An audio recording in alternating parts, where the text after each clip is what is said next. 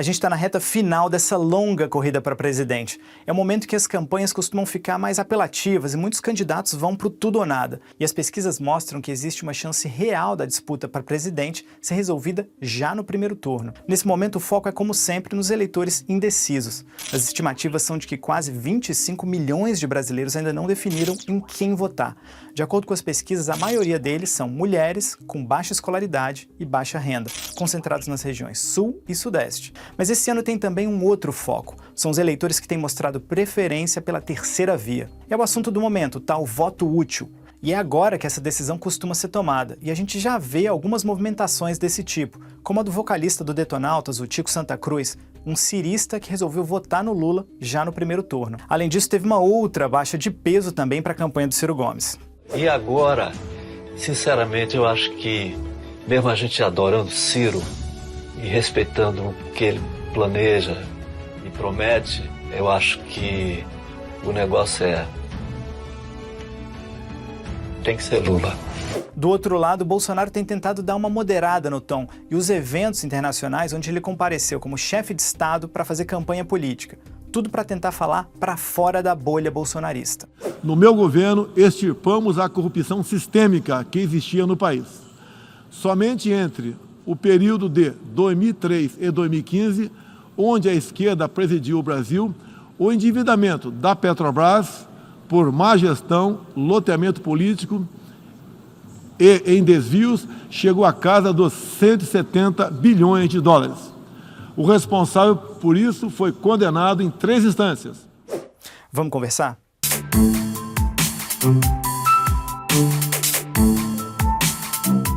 Desde o início da campanha que os especialistas diziam que essas eleições seriam decididas pela rejeição do Bolsonaro e do Lula, que aliás são super altas. No Datafolha, o Lula tem uma rejeição de 39% e o Bolsonaro de 52%. O interessante aqui é de notar que uma candidatura com uma rejeição com mais de 50%, a princípio é inviável, principalmente no segundo turno em que você tem que ter mais da metade dos votos. Então as principais campanhas têm centrado fogo nessa rejeição, seja do Lula como do Bolsonaro, e têm mostrado o que eles chamam de verdades do opositor. Não foi. A pior e maior mentira dessa eleição é dizer que Lula foi inocentado. É falsa a ideia de que Lula se tornou um político inocente. Não foi inocentado. O processo vai ser recomeçado numa outra jurisdição. Honesto, ele nunca foi. Eu só nego tudo que for possível. Inclusive, sua família comprou 51 imóveis, pagando com dinheiro vivo. Com as mulheres, Bolsonaro é agressivo. Vagabunda! Você é uma idiota! Daco de outra! Daco de outra! Entre as mulheres que Bolsonaro tem uma rejeição maior e parte da campanha tem focado nelas, o que se intensificou ainda mais nessa reta final.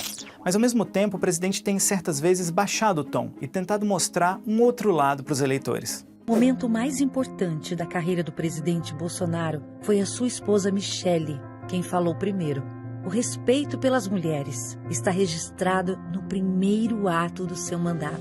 Baixar o tom foi o pedido dos estrategistas do Bolsonaro desde o início, mas o presidente, reconhecido pelo perfil explosivo, nem sempre consegue fazer isso.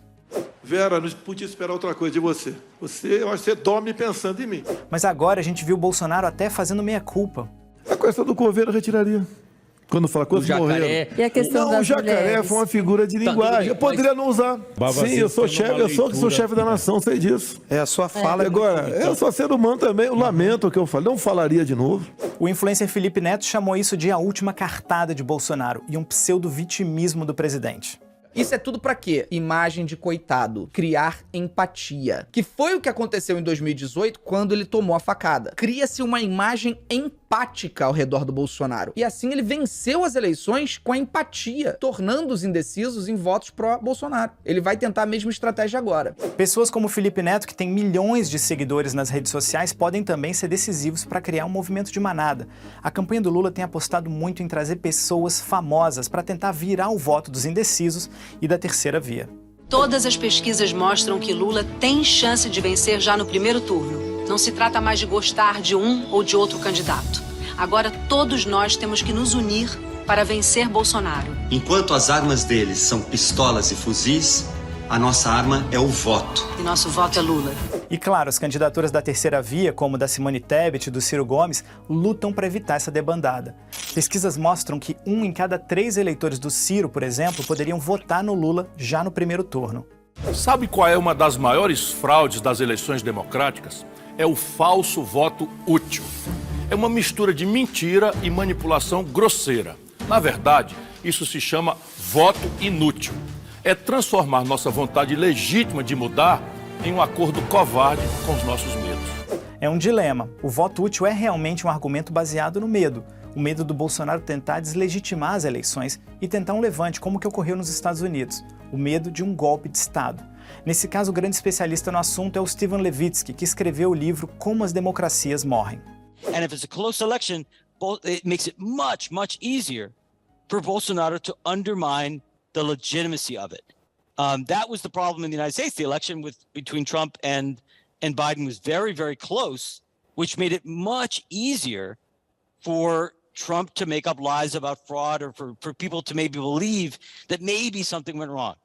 So the best way to avoid a crisis is a massive opposition victory in the first round, and all of us voting for our favorite third candidate doesn't get us there.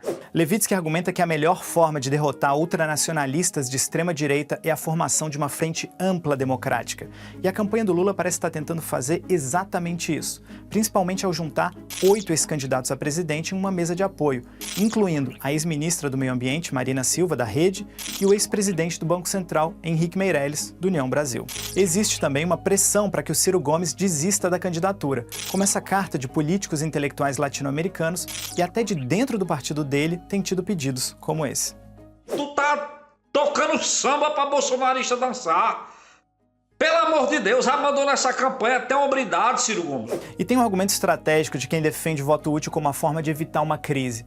É o fato do primeiro turno ser mais difícil de ser deslegitimado e posto em questão por algum candidato, já que é no primeiro turno quando todos os deputados e senadores são eleitos. Colocar em questão o primeiro turno seria questionar a eleição não só de um candidato a presidente, mas do Congresso Nacional inteiro e de muitos governadores. Mas se a gente olhar para a história recente, vitórias no primeiro turno são difíceis e raras. Desde a reabertura democrática, só o Fernando Henrique Cardoso conseguiu levar no primeiro turno, em 1994 e 98. Gostou do Vamos Conversar dessa semana? Se curtiu, dá um joinha, se inscreve no nosso canal e compartilha esse vídeo. A gente sempre cita as fontes de pesquisa do nosso vídeo para você poder levar a conversa adiante com seus amigos e nem tão amigos assim. E nesse calor das eleições, às vezes é difícil conversar com quem pensa diferente de você. Mas não briga, respira fundo. Respeitar as diferenças é a base da democracia.